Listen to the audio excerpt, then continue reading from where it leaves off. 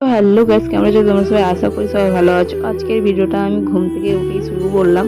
মানে ঘুম থেকে উঠতে আমার প্রায় বেজে গেছিলো, ধরে নাও না 6টা 50 মতন। তারপরে আমি উঠে ভাবলাম যে আমি বিছানাটা গুছিয়েই নেই ভালো করে। তো সেরকমভাবে আমি লেগে পড়েছিলাম বিছানাটা ভালো করে গুছিয়ে নেওয়ার জন্য। 6টা 50 মানে গ্রামের এদিকে অনেক বেলা।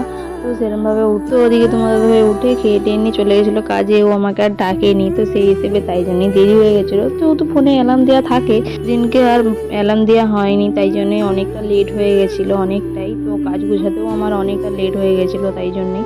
তো এদিকে আমি বিছানা গুছিয়ে টুছিয়ে নিয়ে চলে গেছিলাম বাইকটা, মানে ঘরটা ঝাঁট টাট দিয়ে বাইকটা ভালো করে ঝাঁট দিয়ে নিচ্ছিলাম। তো এদিকে দেখো গাইস, ওয়েদারটা কেমন ভাববে, মানে বিচ্ছিরি একটা ওয়েদার হয়ে আছে। তো 6টা 50 বাজে কেউ বলবে না, রোদের মুখ তো নেই একটুকুনো। তো প্রচুর পরিমাণে এদিকে ঠান্ডাও পড়েছে, যেমন তেমন রোদও নেই। কুয়াশা, কটা চারিদিকে কুয়াশা।